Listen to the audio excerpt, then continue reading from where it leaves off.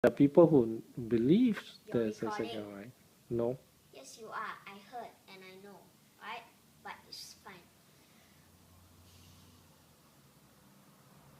But you know, every religion says it's correct. But all maybe lead up to the same thing. Maybe it's just the same creator, but the people who wrote it down wrote it in different views of it, and it gets changed after the years, you know. Who changed them? I don't know, the people who wrote it down, maybe the people who read it remembered it wrongly and wanted to write their own book and wrote it wrong. And you know, it keeps on going down until it becomes like this. Yeah, it's like if the teacher gave you an instruction and then you conveniently change it, and then comes back and tells me something else, and then I'd be thinking, what kind of instructions is that from teachers? Good night. Good night. Night. Yeah. Night. Night. Night. But you notice it all just adds up to the same. Good night. It is. You know, behind it is kind of the same concept, taught in different ways. Yeah, the concept of religion is you people believe there's a God that created whether one God or many gods, but it helps to explain the origins of life. In some ways, helps to explain this sense of this realization and this understanding of your own conscience, right? So that tries to put religion tries to put some sort of structure and an explanation to it, right? Whether it's one God or plural gods.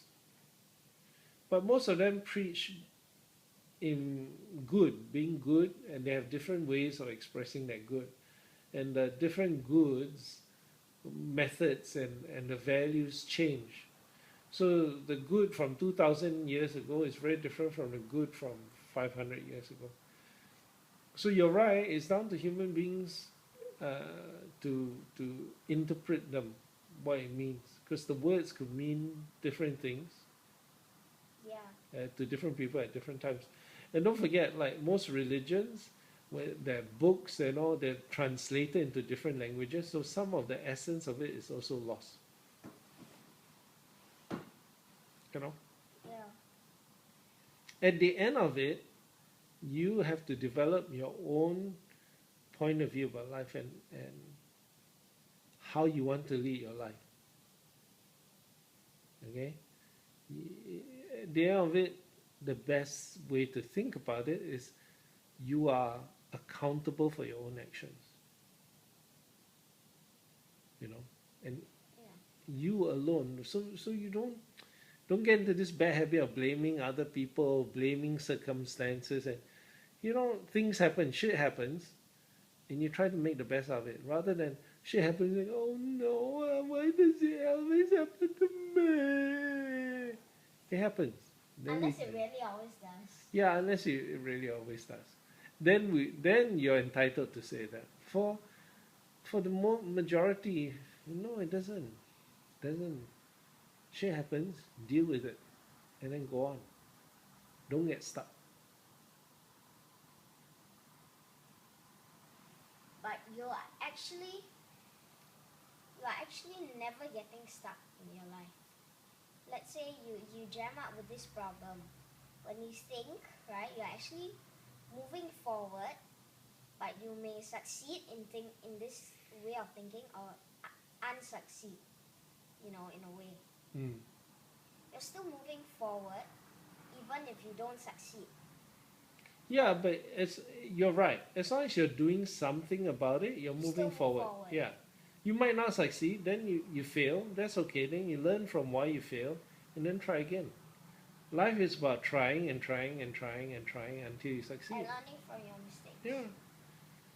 Life, the whole idea and the concept of life in itself is also very random. And you will never succeed in everything. No, of course not.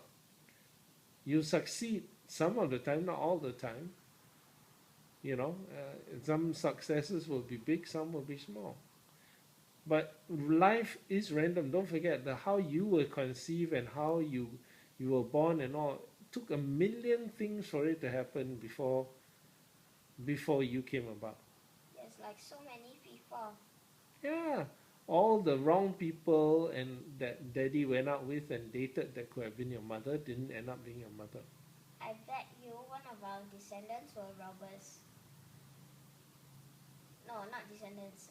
What do you call them? Ancestors. Ancestors were robbers. What kind of robber? Maybe it's the robber that regrets what he does in life and brings his daughter up or whatever son, but you know, not knowing, uh, doesn't tell the secret to the son or daughter. Just keeps the secret. So he acts good and all You in know, front of the son or daughter. you should stop watching these Korean drama series. No, it's really what I think. Okay. Yeah, I don't know. I don't know who our ancestors are. Could be. On the other hand, it could be a really good pious person who live up in a cave and choose not to mingle with other human beings and took a vow of silence for 30 years. You never know. Hmm. Yeah.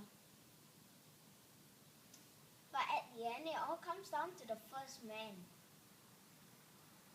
It was never recorded. No one knows. No, yeah, and who's the first man, who's the first woman? No one knows. Could be just a cell. Maybe it was a virus that caused the cell to mutate into us. But, but, maybe to us, the cell is good. Like, there's actually no good or evil. What is good to you is good to you. What is evil to you is the other party. And what is good to them is them, and what is evil to them is you. So, it doesn't really have any meaning in it. No. No, I mean there's no actual good or evil. Unless the truth really is good and evil, then okay. You know what I'm saying? I know what you say. I mean, if you look at Hollywood and all, they, they, there's always this struggle between good and evil.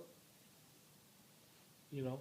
But the only thing that is good or evil is choices. Well, the choices that you make then is determined by the upbringing that you have, the kind of values we put through to you, so that it helps shape the decisions that you will take in the future. That's why we tell you certain things, and that's why we talk about our past as a reference point or our experiences and share it with you so that you get some idea of why it's important to us, how it's helped us in our life, and how it could and affect you and help you in your life. Yeah. But there are some things that you also cannot explain. Now it's like the 20th century already. 21st. 21st, is it? Yeah, 21st century already. And not everything's the same lah. Nothing's the same. Never the same. In fact, it'll change faster than ever. Yeah. So that's why we're trying to get you prepared for the 21st century. I don't want you to go through and be prepared in the way I was prepared, because that was preparing you for the 20th century. This is the 21st century. Yeah. So maybe you don't always prepare from the past, but you prepare on what you have just learned. You use the past as a reference. Don't forget, there's always interesting and important lessons to learn from it. But you can't use the past to predict the future. Yeah. Because what will happen is the future that you predict will always be like the past. Because that's your reference point. Yeah. So what you have to do is use the past as like I've learned, here are the reference points. You might see similar things that happen in the near future. You go, because these things happen, this other thing could happen. That's fine. But you can't use that throughout in life, because then it just becomes a repetition, and you have to go, no, if I want to embrace the future, then truly embrace the future and go, I'm not sure what might happen. I think this could happen, but if it happens differently, I will deal and adapt to it. It's like, let it come. Exactly. You need to embrace and not be afraid of the future. And then when it comes, then you go, okay, I'm prepared, not prepared. If I'm prepared, awesome. If I'm not prepared,